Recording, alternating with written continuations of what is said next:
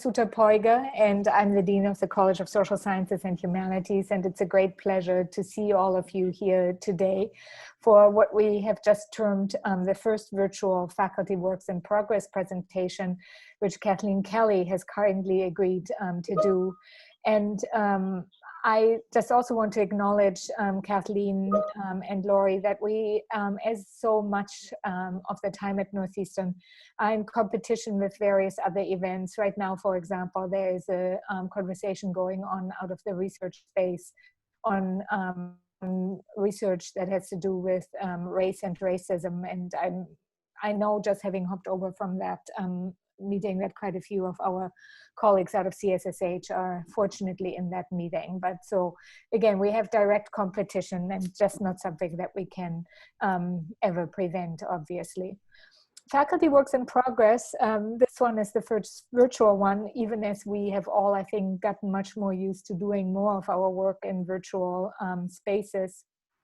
And is really a project between the Humanities Center and the Dean's Office, a series that has been going on at least for 9 years. And we always look a little bit at format and think about different things to accommodate in this context. And what's exciting for me this fall is that Laurie has, and I have agreed to have Faculty Works in Progress have different formats at different moments. A few times we will have someone like Kathleen talk about work in progress. And Kathleen, I'm sure we'll hear more about your collaborators in that context, but basically have a single presenter who will then have a Q&A and a discussion with the audience. We'll also have some moments where our fellows from the Humanities Center will be presenting, as well as some moments where colleagues who often collaborated in participating in the Canvas teaching project that the Humanities Center has run together with the Ethics Institute, with SPPUA and NULab, and members of our college who have submitted modules in Canvas. And we look forward, you probably saw this, hopefully you saw this referred to in the recent newsletter that came out from the Dean's Office. We really look forward to launching this as a more publicly available resource, and at the same time look forward to the collaborations and hearing more about the collaborations and thinking that our colleague have put into that in the course of this semester series, and perhaps also going into the spring. So again, welcome, and I'm going to turn the floor over to Laurie Lefkowitz, who is in her many roles Director of the Northeastern Humanities Center, who will say a few words, and then will in turn over the floor to Neil Lerner to introduce Kathleen Kelly today. Laurie? Thank you, Uta. And I just want to add my welcome and thank everybody for being here, and especially thank the Office of the Dean of the College for supporting us in this opportunity for faculty to share their work in progress. I have to say that, you know, in the spirit of Virginia Woolf's A Room of One's Own, it is my special pleasure as the director of the Humanities Center to help foster interdisciplinary faculty collaboration by feeding all of you, giving us flexible space for us to share work still that's unfinished, collaborate, and provide atmospheres and varieties of ways for our colleagues to get together, learn from one another, and really support one another's research. So it a little bit breaks my heart in this virtual circumstance that we're not providing you with the delicacies that is our ordinary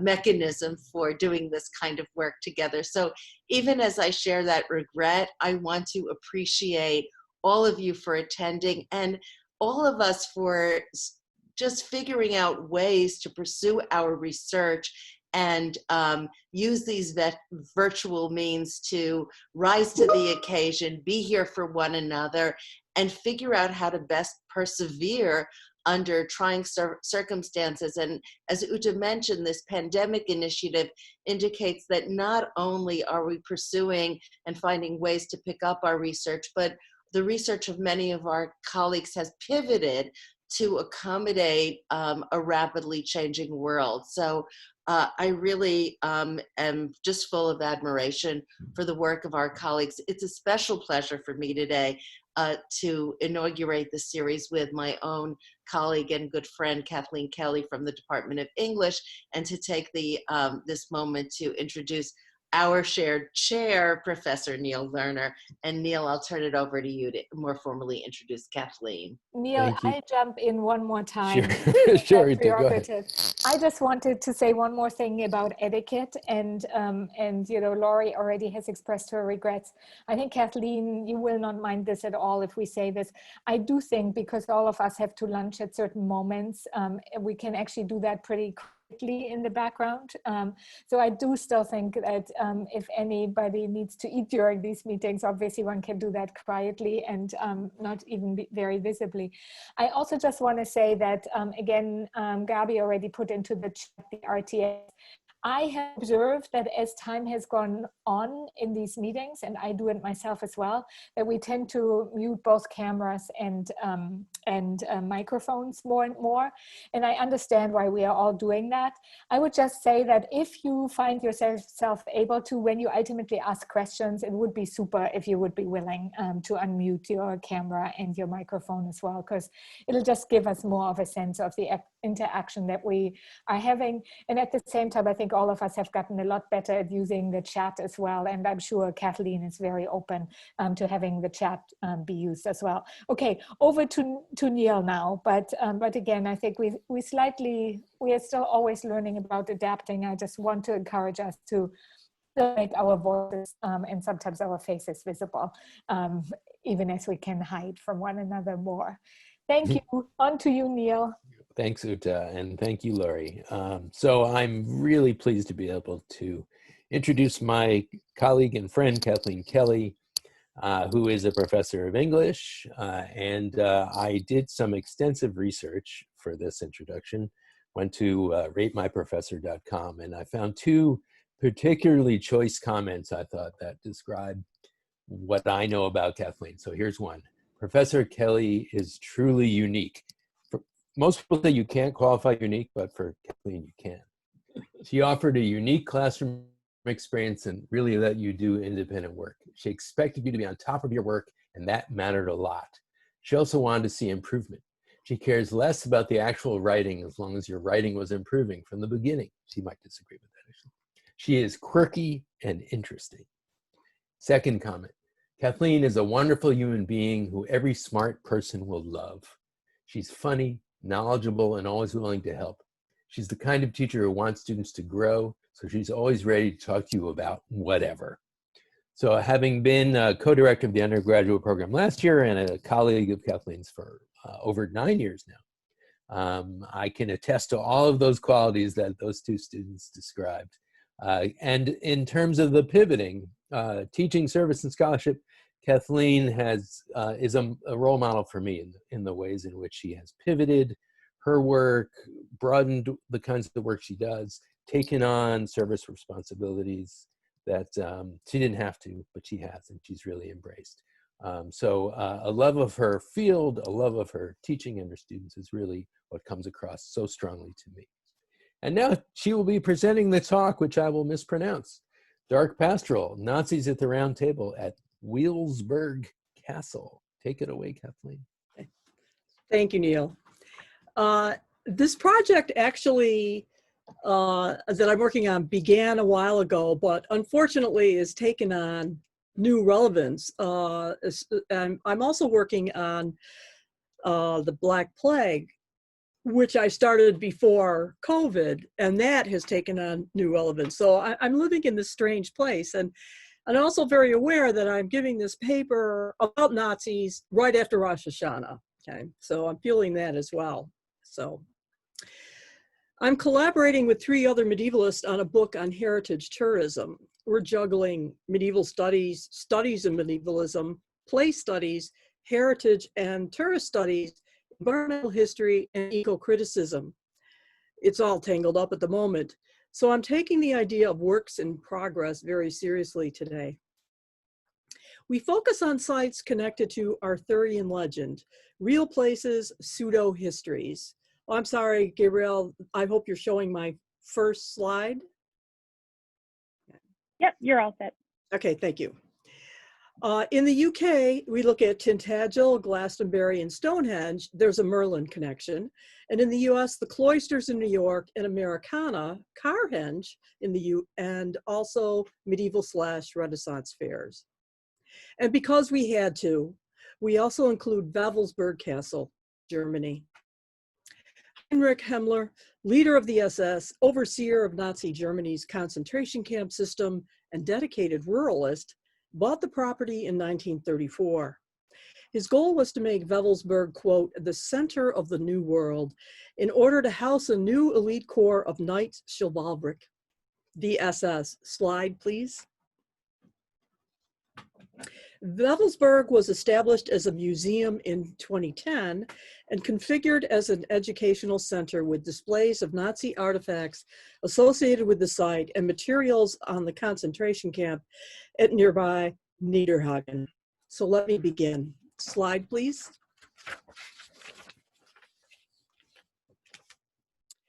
Street artist and provocateur Banksy walked into a thrift shop in Manhattan and bought this painting.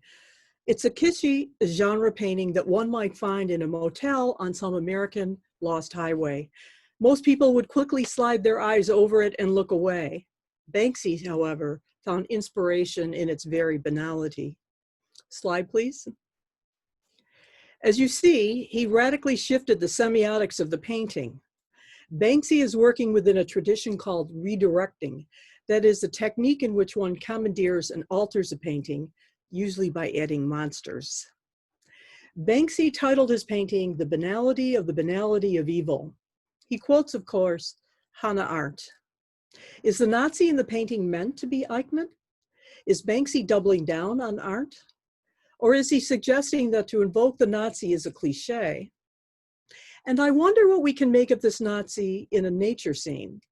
Was he inspired to pull his car over to contemplate that gilded sky and that gunmetal sheen on the water after a day's work at Buchenwald? Slide, please. Following Banksy's lead, I have redirected Banksy's painting and renamed it Dreaming the Middle Ages. I quote, of course, Umberto Eco. More often than not, our dreams of a Western European Middle Ages include sentimentalized images of knights and their castles amid a mannered landscape of garden and forest. Slide, please. Let's take a look at another painting, this one from Wewelsburg. It captures the perfect fusion of the medieval, the ecological, and the fascist. The triptych deploys the conventions of medieval religious imagery in order to craft a narrative of Nazi gender and class ideology. The bodies are painted in a modernist mode, but the overall effect is richly medieval in the lavish use of gold leaf. The trees look as if they were borrowed from a medieval tapestry. Note the militarized masculinity on display in the left-hand panel and the prancing horse and banners. The uniforms are suggestive of a knight's surcoat coat. The center panel enshrines an iconic Holy Family, a blonde burly farmer and his wife, an obvious Madonna and child. On the right, a group of laborers seem intent on grubbing out tree stumps. These are the settlers of the title. See the dead tree in the center right in front of a different view and temporality of Wewelsburg. I find this tree particularly ominous. It is the Jews, Lobeck seems to suggest, that must be rooted out and destroyed for the soldier, settler, and family man to flourish. I begin with modern paintings of Nazis, nature, and the Middle Ages as a way to dramatize how a certain segment of the Nationalist Social Party, overall appallingly proficient at redirection, dreamt up a version of the Middle Ages as well as of the natural world to suit their purposes. And today at Wewelsburg, while curators are committed to teaching museum goers, visitors often bring their own redirections. The castle has been variously dubbed the Black Camelot, the magical Nazi castle of the SS, and Naziland, and has become something of a ground zero for New Age occultists, Satanists, and radical right-wing political groups. I should stop to say something about the singular shape that the 19th century medieval revival took in Germany, as well as something about the peculiarities of National Socialist environmentalism. The medieval revival was more than just a vogue in literature, painting, architecture, and other art forms. It was for many Europeans a nationalist enterprise. Some of the more fervent German champions of this revival were obsessed with recovering, or more often inventing, a glorious past of a monolithic people who had been united under the rule of powerful kings. When the Holy Roman Empire, what the Nazis called the First Reich, collapsed in the early 19th century, many Germans came to believe that national pride could only be recovered and expressed by returning somehow to the past as they imagined it. By the end of the 19th century, however, the promotion of an idealized monarchy under the sign of the Middle Ages gave way to an equally idealized view of the peasant and the farmer and the landowner as the true heirs to pre-modern and hence authentic past. This Volksist movement was claimed by both Goebbels and Hitler for the National Socialist Party as the expression of a pure German essence of Blut und Boden, blood and soil. Slide, please. In the 1930s, we find images of Teutonic chivalry and propaganda material, such as this poster of Hitler as the quintessential knight in shining armor. Filippo Marinetti, in his 1912 manifesto on the aesthetics of war, fervently praises the idea of the dreamt of metallization of the human body. These knights, assemblages of man, arbor, and weapon, embody what Susan Sontag called fascinating fascism. Medieval chivalric narratives surely played some part in the Third Reich's efforts to create a mythos for itself, but it is difficult to determine who genuinely believed themselves to be the inheritors of knightly tradition. Goring may well have. He enjoyed dressing up in medieval hunting garb and seemed oblivious to the consternation that he caused his guests by doing so. Slide, please. More than likely, Hitler and others cynically invoked the ideals of a medieval chivalric code because it served to cover their program of conquest so dependent on inflaming hatred of non-Aryans. Still, the fantasy of the Nazi knight often spilled over into real life, as Wewelsburg itself attests, and as we see here, this very frequent guest at Wewelsburg. Slide, please. These fantasies still thrive. There now exists a subgenre of Trump art in which he's figured as Superman, as a Napoleonic king, and even as Jesus, and here as a knight, as a crusader knight. The Marines, by the way, have also used the figure of the knight in their recruitment ads for decades. Slide, please. Hitler and his underlings combined a distorted version of Germany's pre-modern past with what they called Naturschutz, nature protection, as a way to rationalize and implement Third Reich ideology. In the view of German protectionists, quote, Germany's mountains, meadows, and rivers bore the imprint of German history, German culture, and German tastes. The way in which some among the Nazi elite fused together medievalism and nature protection resulted in very material consequences. For example, the Autobahn was not just an efficient way to connect the homeland, but was also intended to showcase the beauty of a uniquely German landscape. All of the excrescences of modernity would be removed from the roadside in order to create a vast, contrived panorama that would slowly unroll outside the car window. Non-native species would be replaced by native plants and trees, which once dominated the medieval landscape. Native species, as one Nazi landscape designer declared, are, quote, those plants which have found their place in German songs, in good German art, in legends and fairy tales. In many ways, Alvin Seifert, the chief landscape architect on the project, designed an asphalt road in the Germania's past, straight into the enchanted forests of medieval romance. But nowhere does the ersatz medieval and the ersatz ecological come together to create a lunatic fantasy of a pastoral Aryan past better than at Wewelsburg Castle. The very shape of the proposed complex was intended to express Himmler's mystical fascism. Note how the north tower of the castle center serves as a point of a spear pointing due north, the putative home of the Aryan race. Slide, please.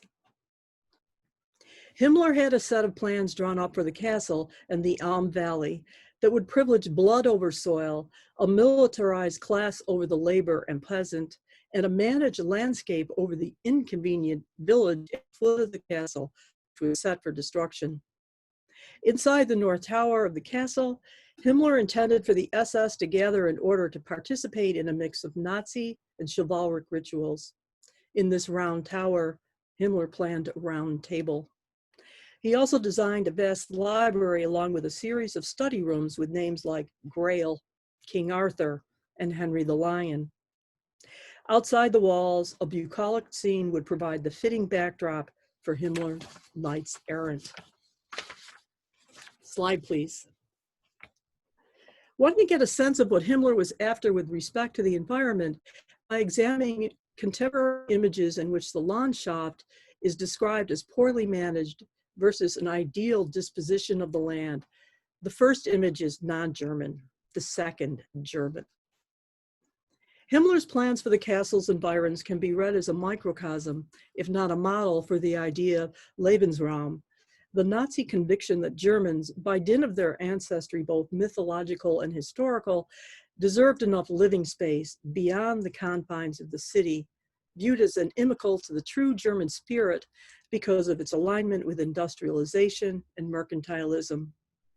Never mind that the Reich was also gearing up its factories at the same time that it condemned industrialization. In the 1930s, the picture of a restored Germany of field and forest and farmer was crucial to generating support among true Germans and too powerful a fantasy to be defeated by reality. In a way, Lobeck's painting of the SS settler stands in metonymic relation to what was about to happen in Poland.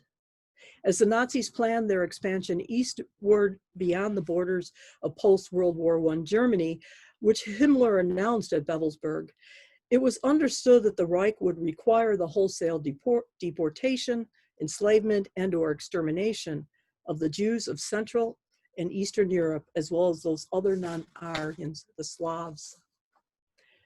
Himmler's Wewelsburg would have, if completed, embodied all of the Third Reich's expansionist aspirations, both inside and outside. Wewelsburg is now a monument to those ambitions and a lesson in the consequences thereof. Slide, please. As Guy Rotella put it, monuments make transient things persistent, but reflect and shape a given culture's notions about who decides what persons or events should be remembered, in what form, and to what ends. However, what does a nation do when it wants to forget or suppress parts of its history, yet must confront its own material tributes to that history in the form of buildings, statues, tombs, plaques, and obelisks? Laura Mulvey and Mark Lewis have coined a term for such public artifacts, whether they still stand as originally built or have been repurposed or destroyed in whole or in part: disgraced monuments. A disgraced monument is that which persists beyond a given culture's desires about what should be remembered. In their ruined afterlives, those monuments initially intended to reinforce a given hegemony memorialize not only what was lost, but the narrative of that loss. Wewelsburg itself has been disgraced several times. It was destroyed and rebuilt at various moments of political and social disruption from the early Middle Ages to the 21st century. When it became clear that the war was lost,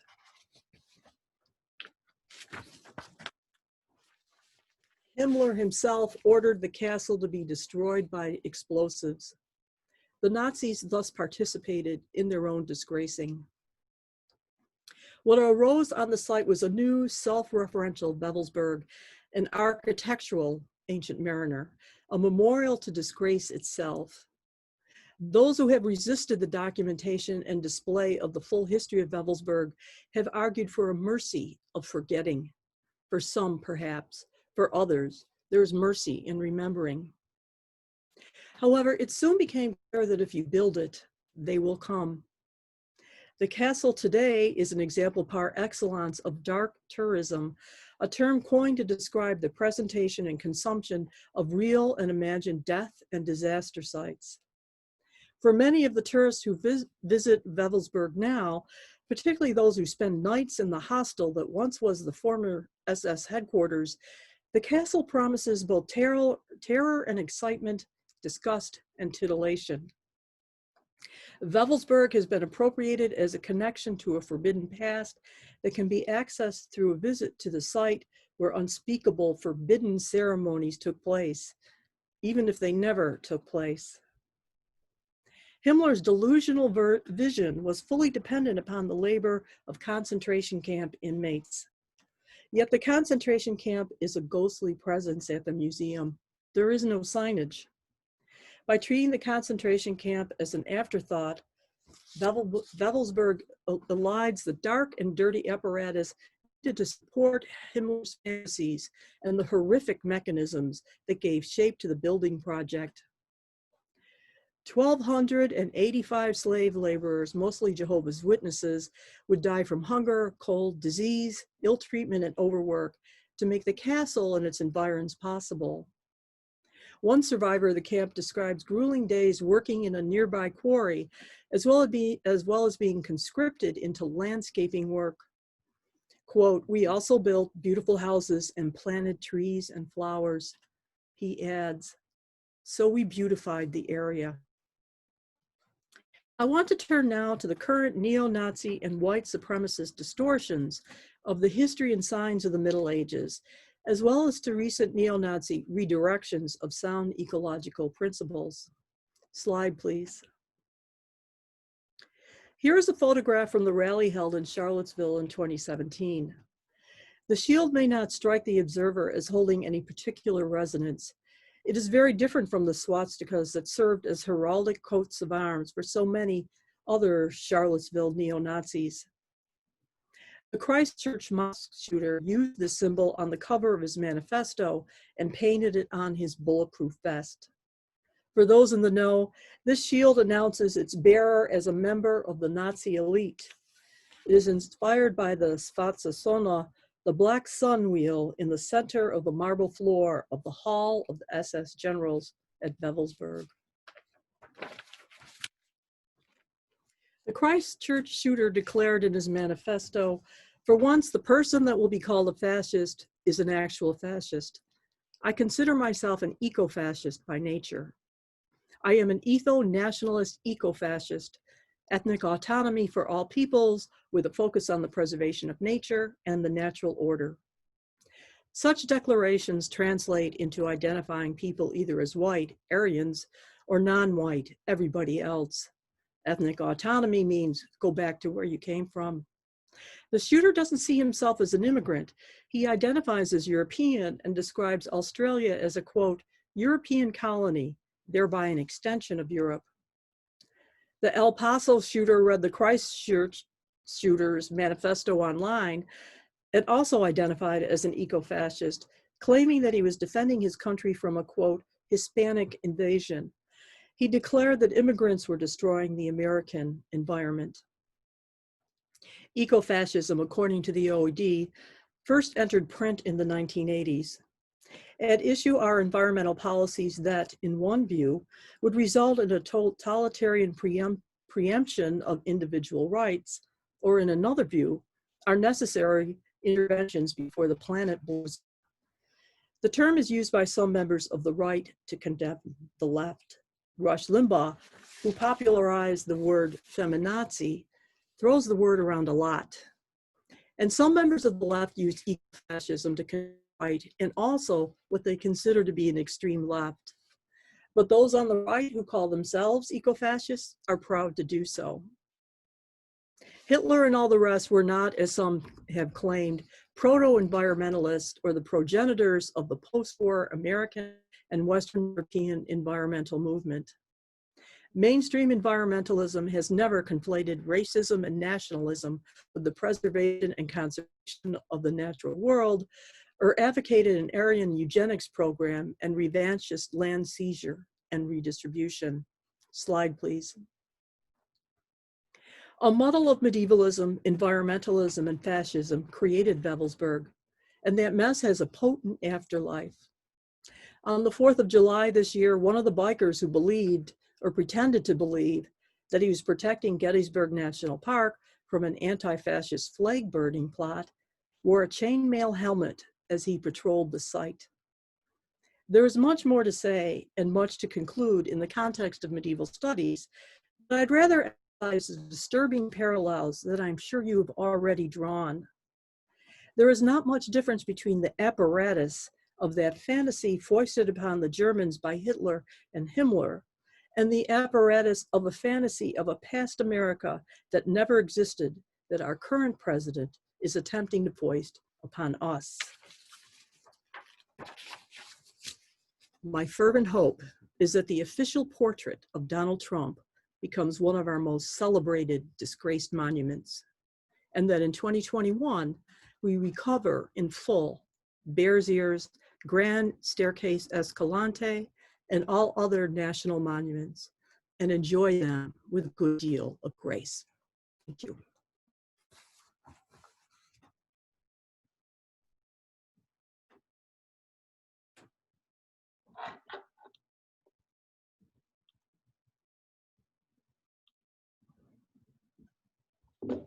Kathleen, that was really so articulate and smart and engaging and depressing and well illustrated.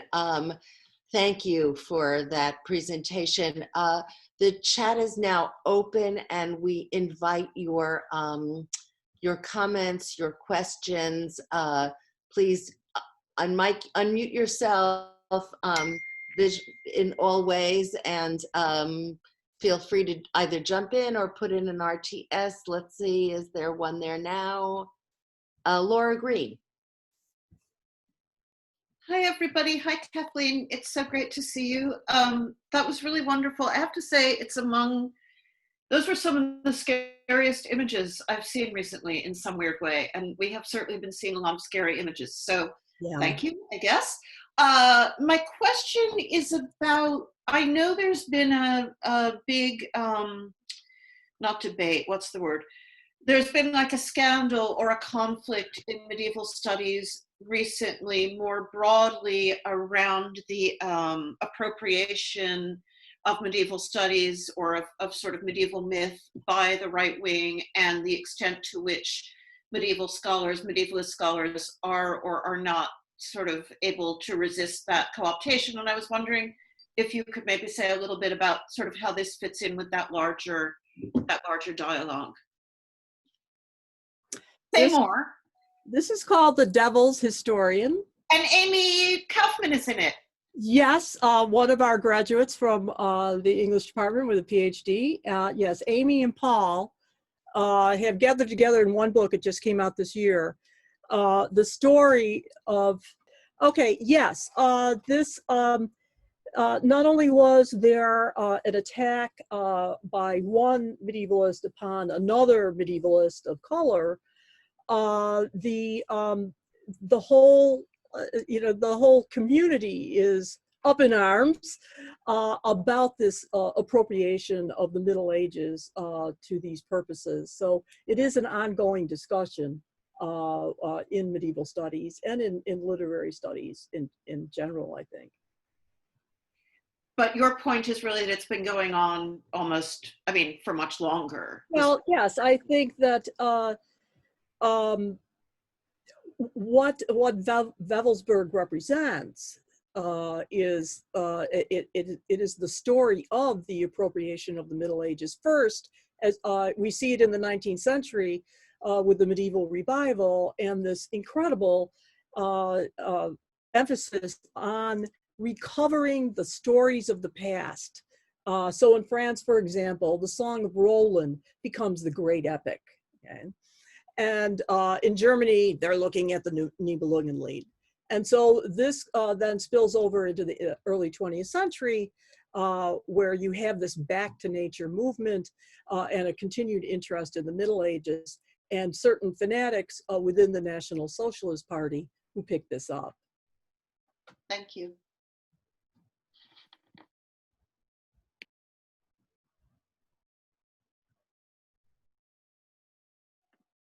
It looks like we have a RTS from Julia Flanders. Julia, if you'd like to unmute yourself. Absolutely. Kathleen, this was fascinating. Thank you so much.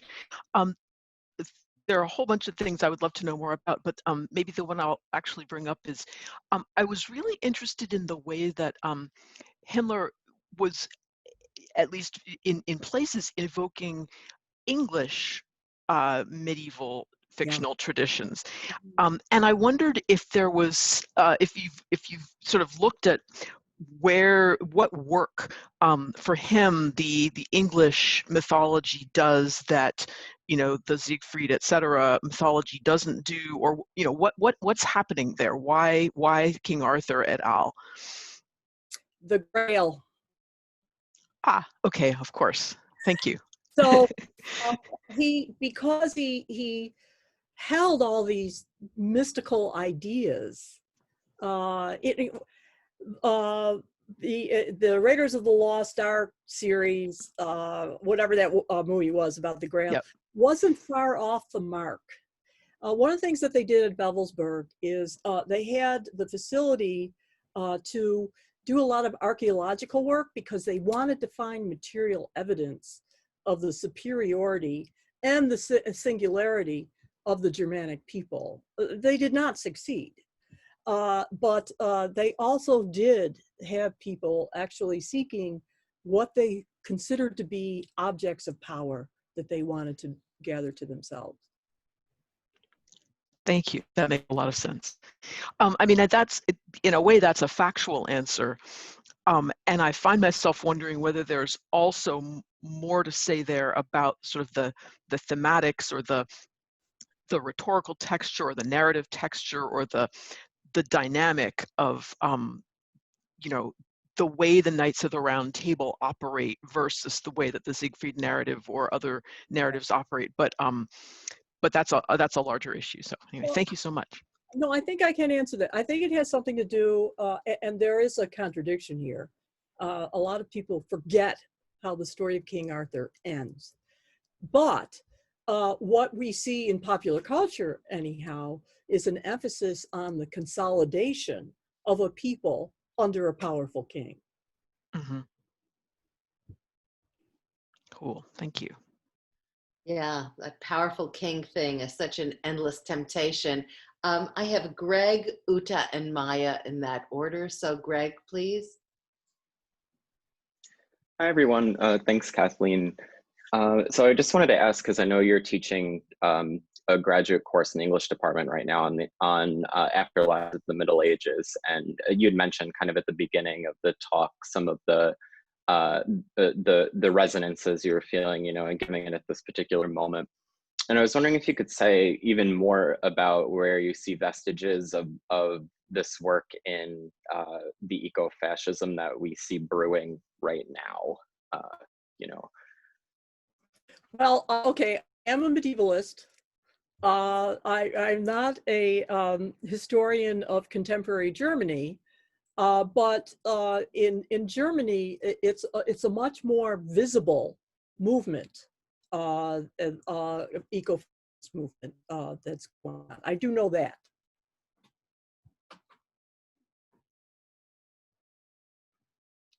Uta? Yeah, thanks, Kathleen, for this fascinating talk. And I have one suggestion and then also, again, a desire for learning more. The question that I have for you is really whether you think, especially with the links that you were able to make to the US context as well, whether there are now good op-eds on this phenomenon, or whether you wouldn't actually be well positioned to contribute to broader discussions by putting some of your conclusions in a relatively short format that really could show the complexities, but also the disturbing nature of adaptations of the medieval past to various presents, perhaps from the Nazi present to our current present. And then aside from that suggestion, I'm just really curious and hearing more about your collaboration with your colleagues. And if you want to tell us more about how what you presented to us today fits into the broader collaborative project that you are all engaged in. It's really, really interesting work. And I also appreciate what you were saying, that you're not a contemporary historian, right? And yet I think you seem to also be quite passionate about the links to the present. And I think obviously different people have different attitudes towards that, but I, as a historian, have always thought that this back and forth between past and present is part of what it makes intellectual life fascinating. And when we make that explicit, I just enjoy that greatly. So, so again, obviously this has taken you into territories that you didn't probably always study, but you seem to be engaging with them pretty deeply at this point. Well, there's a group of medievalists that I have known for probably 25 years. And we go to the same conferences, we contribute often to the same collection of essays. And one of the things that we would do when we would go to various conferences in Europe is we would visit various Arthurian sites. And then we said, let's write a book. You know, it's one of the things that you can do when you're in the twilight of your career. As I said, it is quite a mess at the moment because there's so much stuff. And I was actually recruited to be the nature girl. So each chapter then, we are dealing with the environment and ecology, which when it comes to Stonehenge, I find really fascinating. And one of the things that I'll be talking about with respect to the cloisters is the simulation of a medieval garden there. But anyhow, when Marty Schickman, who is really interested in Wewelsburg, and he started doing the research, I said to myself, I'm not sure I can contribute to this project, to this chapter. I'm not sure what I have to say. And as I saw in the Uta, that you said in the private chat, that you want to look at the website for Wewelsburg, and it's very opaque. They do not want to share. Finally, I found various books written in German with all of these incredible photographs of these maps and plans. And then I realized I did have something to say about the environment. The whole idea that they were going to just destroy this village and flood it out to build a moat. And of course, in that village, historically, there were Germans, Jews, and a lot of Poles, and they were all going to be banished. So, so we get together often in person to work on the book. We're talking about getting together in February, but we're not sure if we're going to be able to do that in person. But it's been really intellectually invigorating and a lot of fun to work with my colleagues. Thank you, Kathleen. Maya? Yeah, thank you. I'm sorry I was late, Kathleen, to the talk. I was over in the other fascinating CSSH event, the racial research group that Elisa and Nicole were doing, which that was fabulous. It was a huge turnout over there, so very successful. So, but I'm here now and I got a tidbit of this, so this is wonderful, Kathleen, what little bit I got of it. I wanted to pick actually up on Julia's question with a thought, an answer, which was about why is English myth been picked up on. You said, of course, it's about the Holy Grail and symbols of power and so on. And it made me think about some work by a decolonial scholar named Medina Slosonova. She talks about post-Soviet relations. And the one that her hypotheses about Soviet empire building was the Soviets were rather late to empire building in the same way that the Germans were as well, right? And so that their co-option of these other kind of symbols of earlier colonial movements was very kind of purposeful as a way to connect them to these early traditions. In case she talks about the Soviets and the way that they would take the bits of Christianity, but not make it necessarily Western Christianity, but kind of turn it, or the kind of notion about language dominance, forced migrations, empire building, and so on.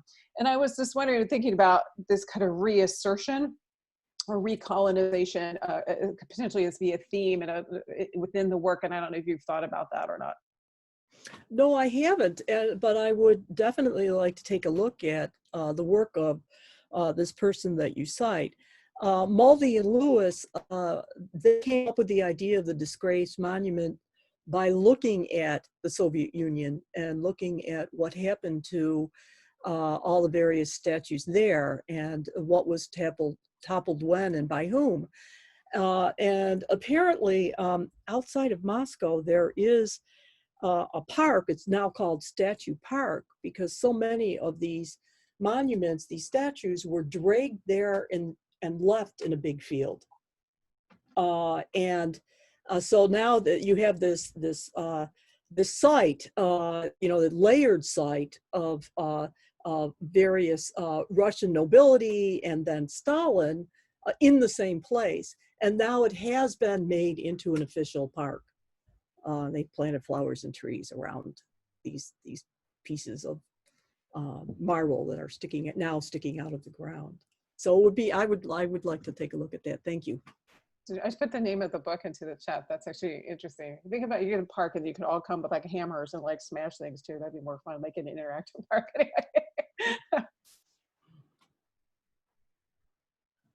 Fascinating. Are there other hands? I don't see anything else in the chat. This conversation is fascinating, Kathleen, and I'm wondering if there's anything more to say about talk about history and disgraced monuments and the relationship between heroes and villains and single persons, about the Confederacy monuments that are so controversial right now, and the naming of buildings in America, where and also the comparative work raises for me issues of scale.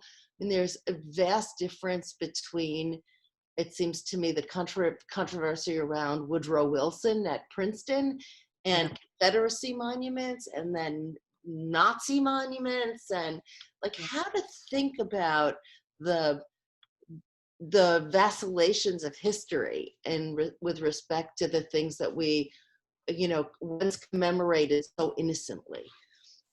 I know, and I started this project before the recent toppling of Confederate monuments, and I revised my paper with a lot of that in mind. I think that I'm not sure how it's going to turn out. How I would like it to turn out is that we don't disappear these monuments, that we don't erase them, but we contextualize them. There's some talk, for example, of keeping certain monuments that have been spray painted over just like that so people can see. And so,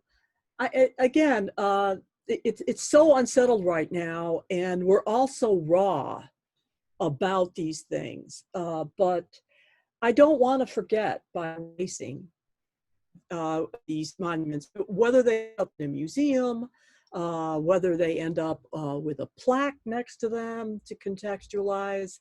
That's sort of where I've landed, but we shall see. Marina, and then we'll go back to Julia. Kathleen, that was just terrific. And I loved your appropriation of Banksy's appropriation. That was just quite gripping, brilliant, very proficient as well. I thought that was great. One of the questions I'm actually following up on Julie's previous question about sort of why England, why the sort of King Arthur myth. et cetera. And obviously that sort of strong king, unifying king is an important part of that. But it does strike me as so interesting, right, that the Nazis chose this very sort of nostalgic, pastoral, retrospective thing, despite the fact that they were trying to represent a new future, a new industrialism, right? I mean, there were other sort of aesthetic models to pick. And it just seems so powerful to me that, like, the answer always seems to be, for those nostalgia moves, racism, right? That there's something about looking to the past and you know, a past that has always already been whitewashed, because the past is never without multicultural resonance, but the telling of history so often removes that part of the story. But I just wonder if you featured race, you know, in the analysis, is that sort of, you know, an important, I mean, obviously Nazi, you know, this goes without saying, but I just wonder if you have sort of particular thoughts about the mechanisms of pastoral, you know, utopianism for racism. That's in the chapter. I think that, first of all, one of the claims on the King Arthur story, you know, of course there was no King Arthur, but that the English themselves come out of a Germanic tribe. So there is a genetic affinity, but the thing about the city, and again, I'm not a contemporary historian, but from what I've been able to figure out through my reading, is the city was associated with the Jew. And that was one reason that the idea of the rural, the farmer, was so attractive, because it was industrialization and mercantilism. Okay? And that if you were to separate the true German from the city, then the city would wither away. Okay. I'm so sorry. Okay, I'm just going to ignore my phone. I'll mute myself while you ask another question. We have questions from Julia and Laura Green. So Julia first, please. And then we end quickly because we have just a few minutes. This is wonderful. I'm wondering about audience.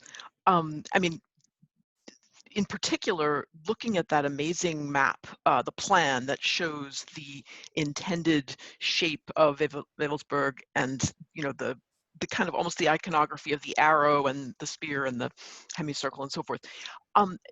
That's not a picture that the achieved castle would present to many different kinds of users. It's something that's present as a kind of architectural statement, and it produces an effect when seen as a map, as a diagram. And I wonder if there are other places as well where, you know, sort of architectures and kind of, I mean, even things like the design of the Autobahn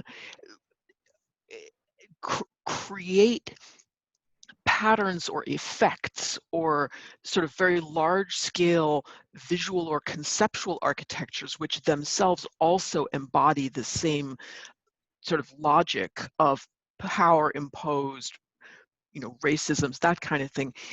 And if so, whether it would be interesting to look at different audiences for different inflections of this kind of, broadly speaking, iconography. So I mean, there's iconography of, you know, artworks, but there's also a kind of iconography of structure, which has a different audience, but and it's maybe interestingly different. It's not just certain people have access and other people don't, but what does it do to the minds of people, or what does it do for the minds? What kind of ideas or ideologies does it enable to have this almost encrypted or accessible only to sort of certain echelons you know, it's, you know, the landscape or the architecture embodying almost these hidden or coded messages or forms of access to power. I'm not putting this very well, but you probably understand what I'm getting at and have a smarter way of thinking about it. Well, I don't know if I have a smarter way, but first of all, I must say that doing this work and looking at these images makes me sick, okay? It hurts me.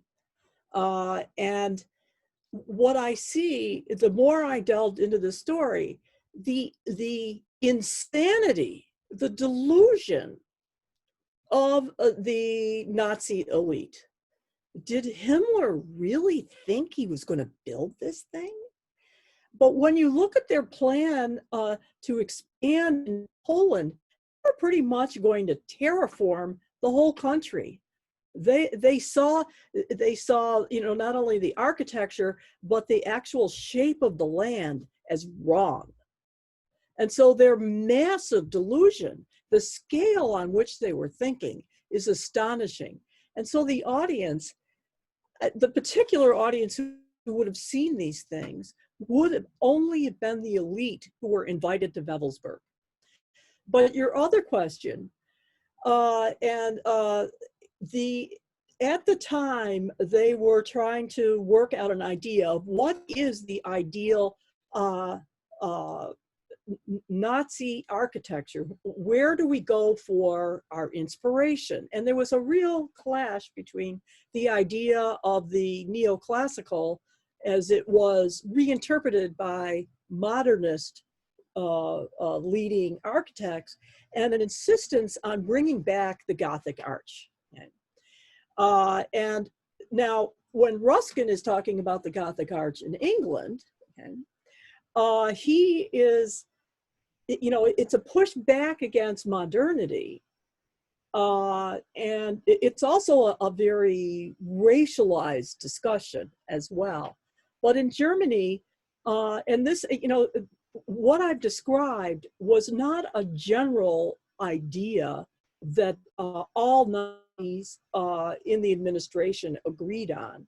So there was a fight, there was a clash between monumental,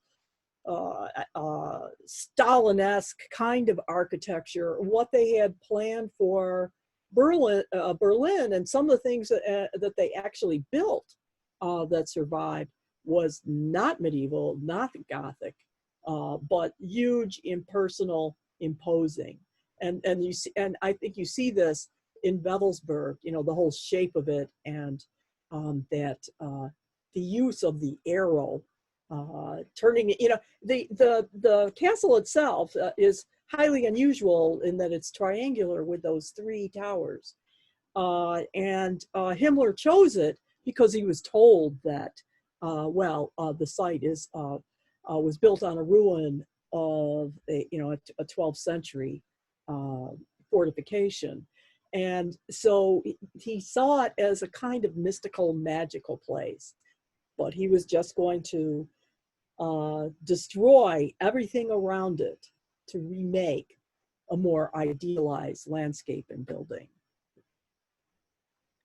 I can't imagine a more stimulating, important, and engaging inaugural work in progress for this year. So thank you so much, Kathleen. And I'm sorry to cut us short. I know there were still 1 or 2 of you who had wanted to pursue various lines of inquiry here, but I am mindful of the clock and our time is up. Kathleen, we'd all be applauding loudly together, but accept our virtual applause and thank you for this important work. And I do want to reiterate Uta's suggestion, and if there's any way the Humanities Center can support you, we like to read one another's work. In sending out an op-ed, I think this is the right moment for every voice to be raised out of our particular areas of expertise. So thank you, and thank you all for being here.